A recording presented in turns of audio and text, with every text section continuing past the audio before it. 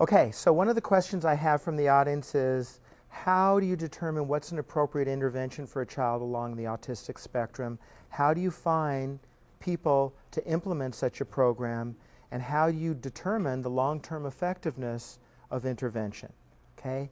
Now, one of the things that we've discovered over the years is there's no one intervention for every child, and most children generally gravitate from one intervention to alternative interventions, so that most of us have a multimodal approach rather than believing there's one way that's going to suit a child's acquisition of skills throughout the course of their lifetime. You know, in California, the way the system works is children from birth to 3, are needed to be referred to the regional center who bears primary responsibility for early intervention procedures. And once children hit 3 years of age, they become the responsibility of the school districts, who are responsible to provide a free and appropriate public education up through the age of 22. Now, some children require more intensive intervention than others, but ultimately an intervention needs to be balanced so that a child not only is continually working on skills, but also has an opportunity to have a free-flowing, natural life, just like all other children. Now, the rule of thumb that's being established and looked at in most places is that early intervention for children initially should really, for most kids, be in the range of 20 to 25 hours a week. One of the things we've discovered is that one of the best ways to move a child out into the world is to be sure that you don't leave him or her alone to engage in their own repetitive, narrow range of activities. So introducing both formal learning and ways to engage a child for an extended period of time is essential. For young children who do lack language and have very limited skills, one of the initial approaches that are used is called applied behavioral analysis. And what this basically involves is teaching discrete skills on a one-to-one basis to build basically, the acquisition of language and communication skills and a responsiveness to direct requests. Now, many people believe at a starting point that can be a very effective intervention for children, but most children, as they acquire language and begin to move more freely and fluidly, they require an intervention in more naturalistic-based environments. So there are a variety of different activities that occur. There are, play therapy-orientated activities that some people call floor time.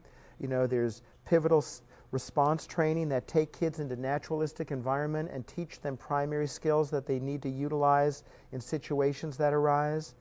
And, as I mentioned earlier, at 3 years of age, children begin to attend public school for those who meet qualification and eligibility under the criteria of autistic-like behavior.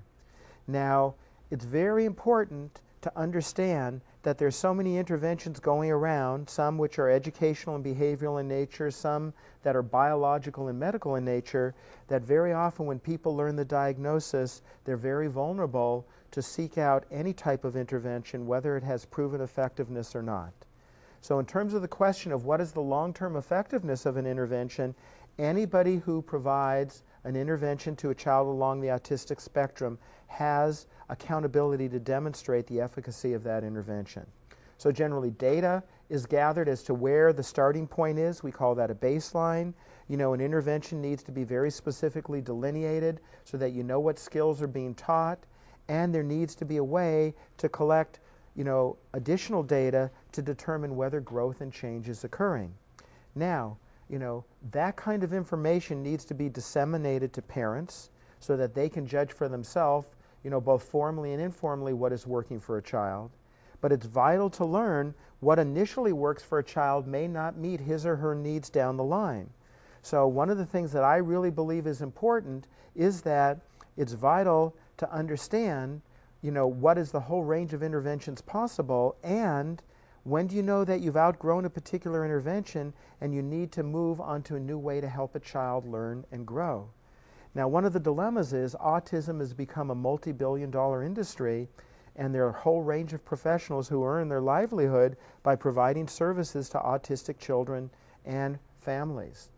So, like everything else, parents need to treat their role in this process not just to be educated and to receive support from professionals who provide guidance, but you need to treat it as a consumer.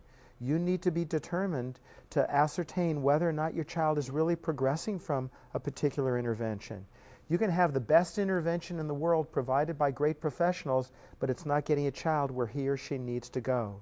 So while you need to trust professionals providing service, you also need to be evaluating whether or not that particular intervention is working for your child and get clear information as how they're progressing on their goals, and when it's time to move on to alternative methodologies that might support where your child needs to go next in his or her growth.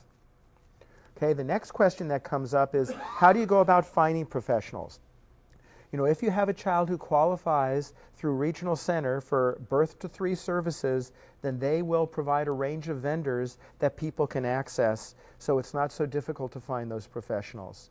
You know, Regional Center, you know, often will provide services for kids who have greater developmental delays after age 3, but very often they look to place the primary responsibility for education upon local school districts, you know, and they too will offer programs.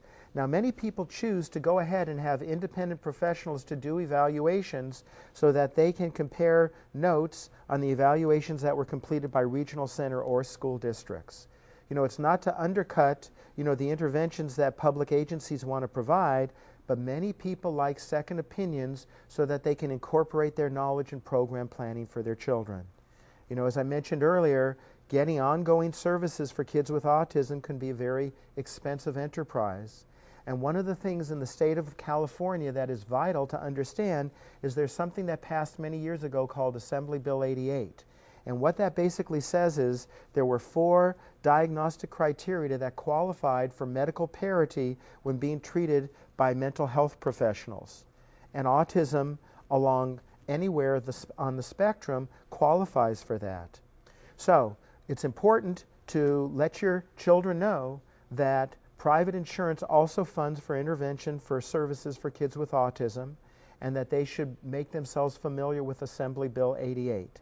And the only thing to understand about that bill is that while it provides medical parity in relation to a mental health professional, does not allow for a limit to be placed on the number of visits, and they're supposed to pay on the same basis that they would pay for visits to a physician for medical procedures.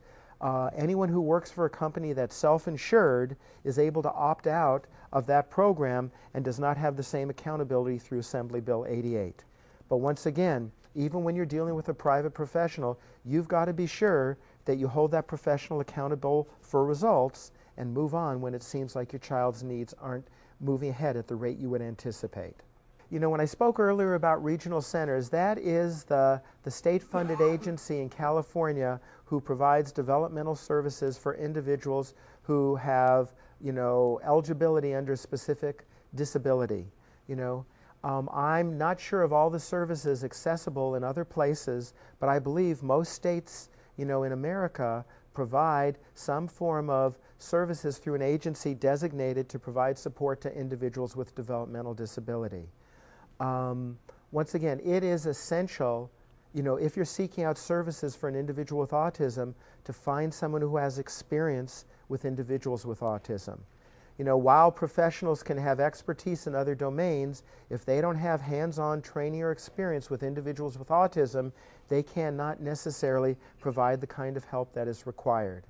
So, finding specialists who really understand developmental disability and have experience is essential, whether that's psychiatrists or psychologists or developmental pediatricians, speech and language pathologists, occupational therapists. There are individuals, I hope, in most communities who have specialized experience with individuals with developmental disability, particularly autism.